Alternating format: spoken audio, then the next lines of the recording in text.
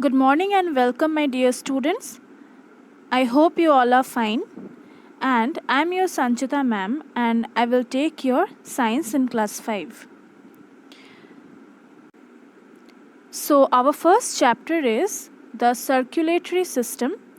And before I start this chapter, let me tell you few important things. See, our body is made up of very tiny particles called cell. Cells divide and form tissue. Then tissues altogether form organ. Suppose this is stomach. Stomach is an organ. Next, organ makes organ system. And all organ systems together make an organism. So, we have various organ systems about which we will read, and one of them is the circulatory system. So, the organs that present in our body make different systems. We can say our body is made up of many organ systems which work together so that our body can function normally. So, here written some of the systems. There are mainly 6 systems. They are digestive system, under which comes stomach, small intestine, large intestine, etc. Next is respiratory system. Here comes lungs or windpipe, mouth, etc. Next is circulatory system, about which we will read. So it consists of heart, blood vessels, etc. Next is nervous system. It consists of brain. Next is skeletal system, means bones.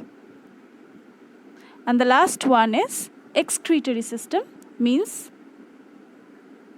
the main excretory organ is the kidney.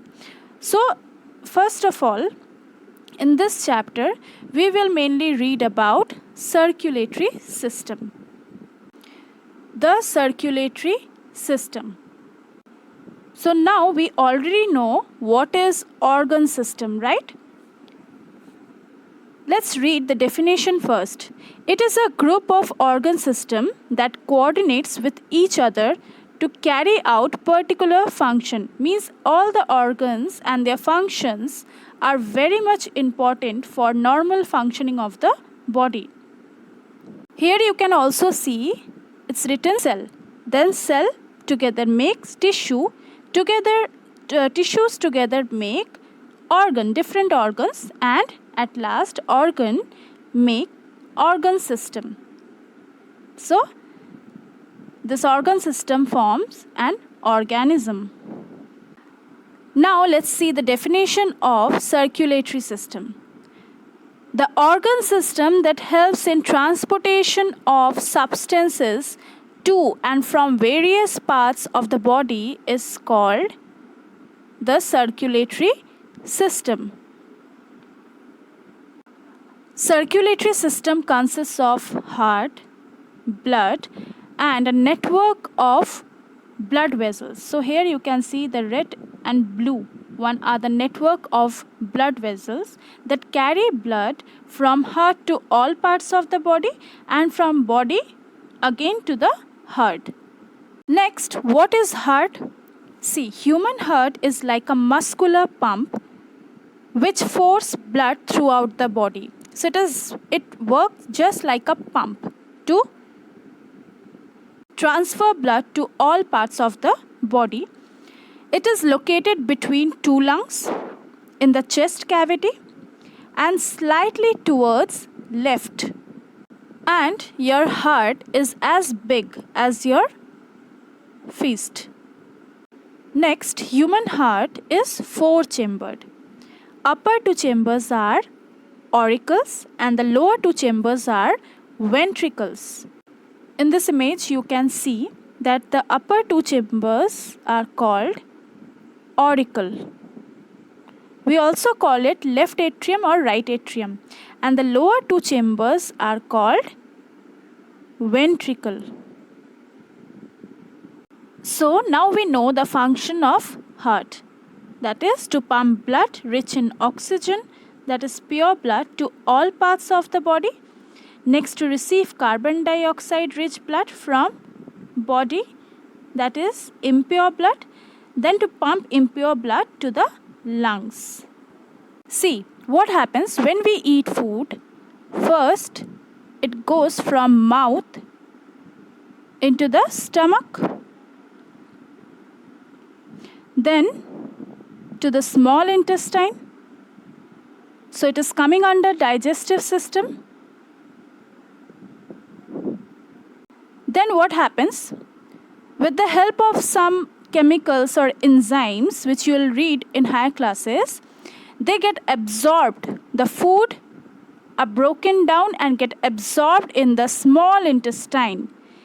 Where they go? Through some vessels, which we will read in the next class.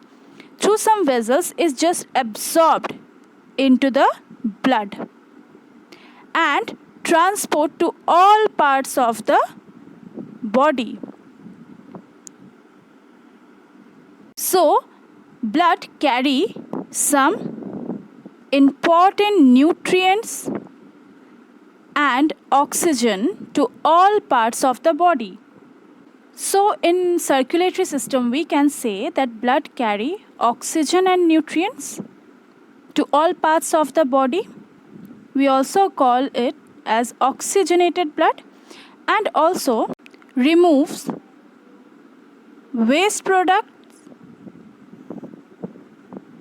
as well as CO2 from the body. Let's revise again. So from the lungs, the oxygenated blood first goes into the auricle, then to the ventricle, then it goes to all parts of the body, that is to each and every organs and cells. So this blood carry nutrients and oxygen. Next, from all parts of the body, the deoxygenated blood means the blood carry carbon dioxide and waste products from auricle, then ventricle to the lungs. So this is the pathway of the circulatory system. So what we learned, that circulatory system consists of heart, blood and blood vessels, where the blood carry oxygenated and deoxygenated blood from lungs to heart, then to different body parts, and again from body parts to the heart, then to the lungs. So it is one-way path, and our heart works non-stop.